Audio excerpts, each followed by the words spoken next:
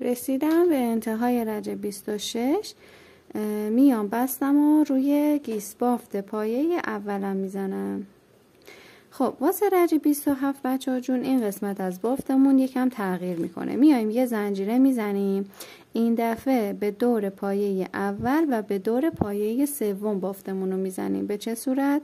میایم 3 تا پایه بلند برجسته از جلو به دور پایه اولمون میزنیم. 1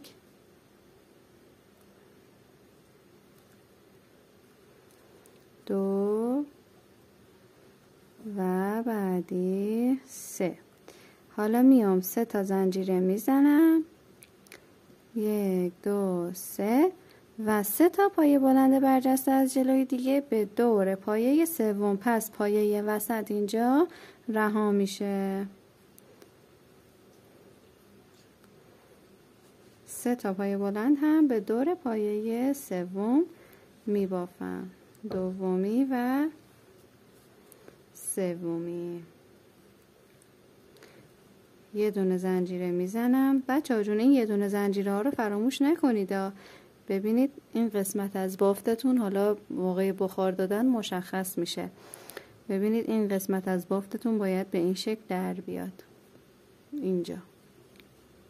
خب یه دونه زنجیرمو که زدم، میام این قسمت از بافت برگم تکراری هستش، مثل رج‌های قبلی بافته میشه. پس دوباره توی این رج من باید 5 تا پایه داشته باشم. میام این پایه‌ای که ادغام کردم، ببینید 2 تا پایه هستش که ادغام کردم، یه پایه حساب میشه. الان میام اونو به صورت نیمه برجسته از جلو میگیرم و پایه بعدیش هم نیمه و حالا با هم ادغام میکنم. به دور 2 تا پایه بعدی هر کدوم یه دونه پایه بلند برجسته میبافم.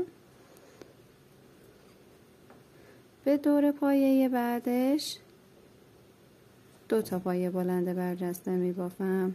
بچه جون این قسمت از بافتمون دیگه تکراری هستش، من دیگه این قسمت رو توضیح نمیدم. ببینید به قسمت این پایه کوتاه که رسیدیم این وسط الان 3 تا فضای زنجیره‌ای داریم. پس میام پایه کوتاه میزنم، 2 زنجیره، پایه کوتاه، 2 زنجیره و پایه کوتاه که واسه رج بعدی من باید 2 تا فضای زنجیره‌ای داشته باشم. دوباره این بافت این ورش رو انجام میدم که به دور پایه اول 2 تا، به دور 2 تا پایه بعدی یه دونه و این 2 تا پایه رو با هم ادغام میکنم. یه زنجیره میزنم و به دور پایه اول 3 تا پایه بلند برجسته از جلو، 3 تا زنجیره و پایه وسط رها میشه. به دور پایه سوم هم 3 تا پایه بلند برجسته از جلو، 1 زنجیره و مابقی کار تکرار. این قسمت رو ببافید که اینجا به این شکل در میاد. بریم تا رج بعدی. خب عزیزای دل میرسیم به انتهای رج 27. میام یه دونه زنجیره انتهای کارمو میزنم، حتما بزنید یادتون نره، و میام بست میزنم به گیس بافت پایه اول، یه بست هم روی گیس بافت پایه دوم و 1 زنجیره. خب برای رج 28 ما دوباره میایم به دور پایه وسطمون که اینجا 3 تا پایه زده بودیم، به دور پایه دوم 3 تا پایه بلند برجسته از جلو میبافیم.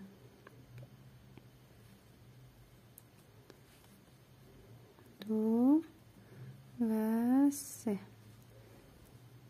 2 تا زنجیره میزنیم، میایم داخل این فضای زنجیره‌ای که اینجا هست یه دونه پایه دوبل میزنیم، 2 تای اول، 2 تای دوم و 2 تای سوم، 3 تا زنجیره و میام یه دونه پایه بلند به قسمت کور کردن اولین کور کردنی که ما توی پایه دوبل انجام دادیم، اولین 2 تایی که بافتیم.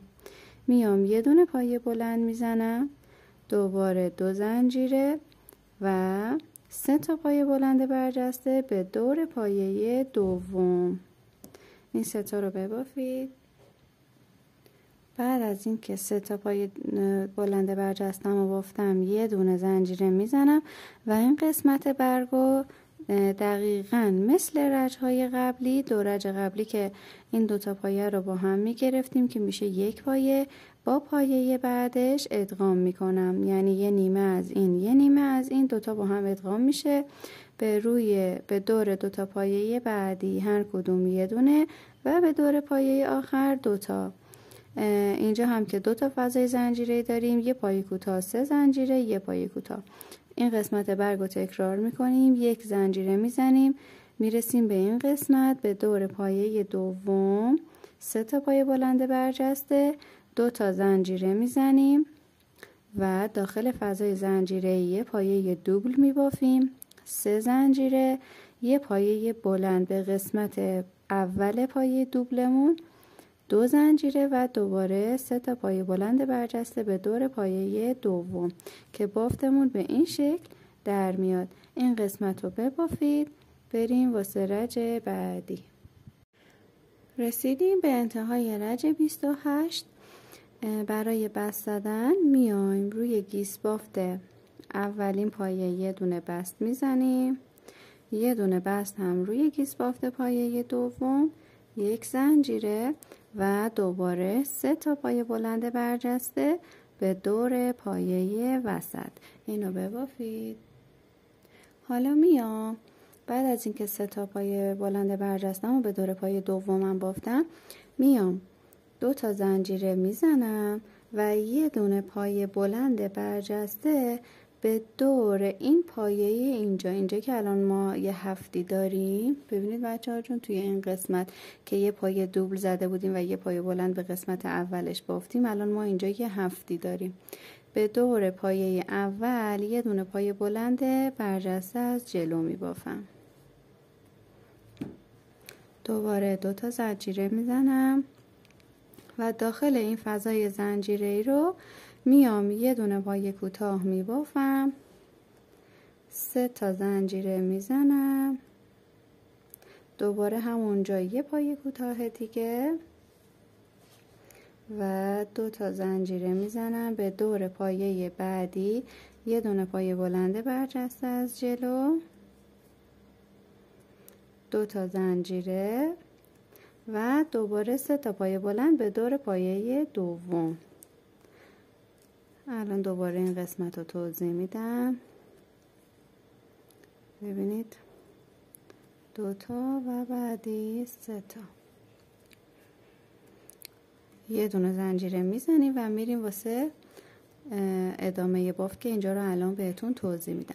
خب برای بافت این قسمت بچه‌ها جون نگاه کنید، میایم به دور پایه دوم 3 تا پایه بلند برجسته از جلو میبافیم، 2 تا زنجیره میزنم و به دور پایه دوبلم، به دور پایه دوبلی که اینجا بافتم اولی، یه دونه پایه بلند برجسته از جلو میزنم، 2 زنجیره، داخل فضای زنجیره‌ای یه پایه کوتاه، 3 زنجیره، دوباره داخل همون فضا یه دونه پایه کوتاه دیگه، 2 تا زنجیره میزنم، میام به قسمت دوم پایه دوبلم که پایه بلند تو قسمت اولش بافته بودیم، به دور اون پایه یه دونه پایه بلند برجسته از جلو، 2 زنجیره و 3 تا پایه بلند برجسته به دور پایه دوم.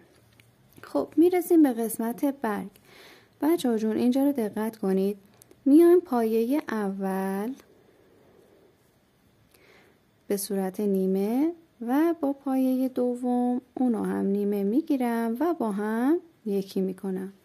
2 تای بعدیشو میام دور هر کدوم یه دونه میبافم، یه دونه هم به دور بعدی دیگه. این دفعه نمیام به دور پایه بعد 2 تا ببافم، میام یه پایه بلند برجسته به صورت نیمه میبافم، این یه دونه فضای پایه کوتاهی که اینجا مونده رو رها میکنم تو قسمت وسط و یه پایه بلند برجسته به صورت نیمه از پایه اول قسمت بعدی میگیرم، یک دورش رو میبافم و حالا با هم یکی میکنم. ببینید این قسمت برگ رو ما جمع کردیم. دوباره قسمت بعدیشو ببینید، دوتای بعدیشو هر کدوم یه دونه میبافم و دوتا پایه بعدی رو با هم یکی میکنم. یه نیمه از این، یه نیمه هم از بعدی، یک زنجیره و میرم سراغ قسمت بعدی بافتم که بافت این قسمت به این شکل در میاد. اینو ببافید تا بریم رج C.